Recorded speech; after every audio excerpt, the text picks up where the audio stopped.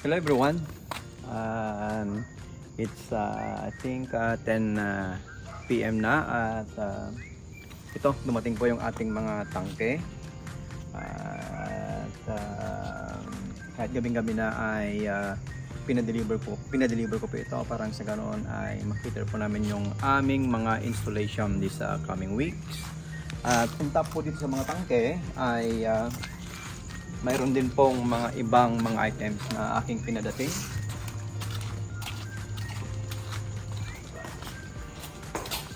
So ito po yun. Ito po yung mga ibang mga items na aming pinadating. At tara, i-ano po kayo kung anong mga ito. So ito ay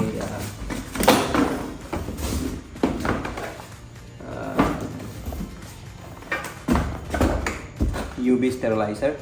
So para po ito sa ating mga triple membrane.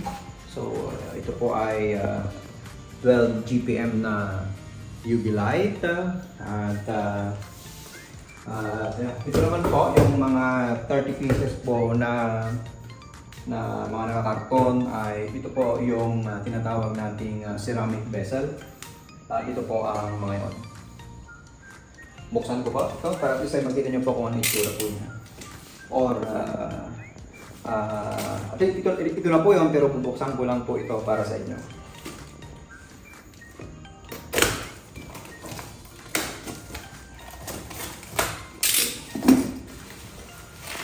So, yan. So, ito po yung tinatawag natin yung ceramic vessel. So, nakita nyo po ay bagong-bago pang mga ito.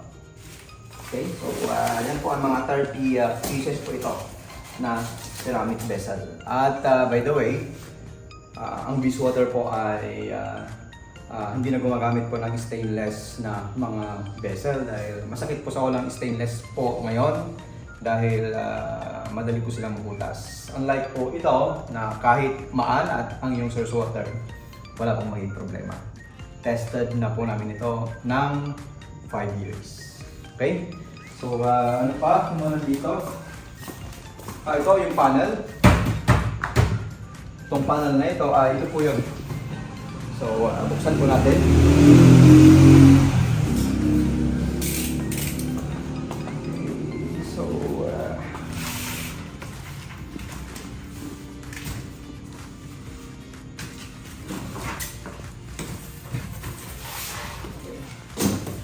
So, ito po yun.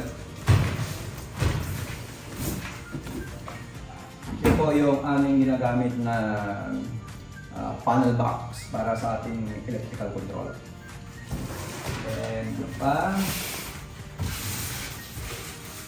Okay, so ito naman, kunti lang yung dumating.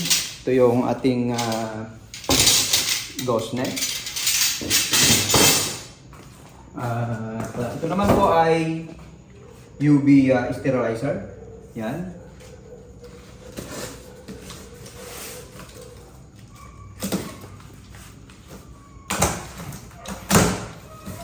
So, isang karton po ito. At yan po. Okay. So, buksan po natin. So, yan. Isang set po yan. Okay, so ito po yung nakalagay dito sa ating mga double membrane or single membrane na purified machines. Okay, so ano pa yun nandito? Yan lang po natin.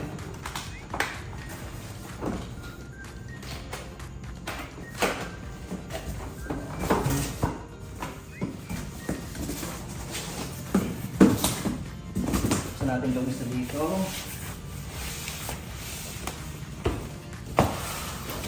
Okay. So ito naman yung ating mga tinatawag na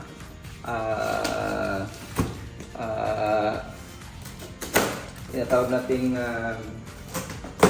liquid control switch or radar switch kung tawagin. Ito yung mga pinagpo-control kung yung ating raw tank ay either raw tank at product tank or mga tangke kapag ito ay low level na or kapag ito ay puno na. Okay? So ito yung ating ginagamit po. Ang tawag po dito ay radar switch or liquid control switch kung tawagin. So para lang siyang ilaw, tik-tik, gumagano lang po siya. Siya yung nagdi-detect kapag puno na yung ating tangke or mababa na yung level ng tubig dun sa ating mga tangke. Either ito ay raw tank or product tank. Okay? So, ito, meron pa tayong mga set po dito ng laundry. Ito ay LG. Tested po namin ito na ginagamit sa laundry business. Okay, so ito ay mga ready for installation na rin at for delivery. Triple membrane, double membrane, triple membrane. At kapag gusto niyo pong mag-avail ng mga packages ng Bizwater, kami po ay business solutions provider.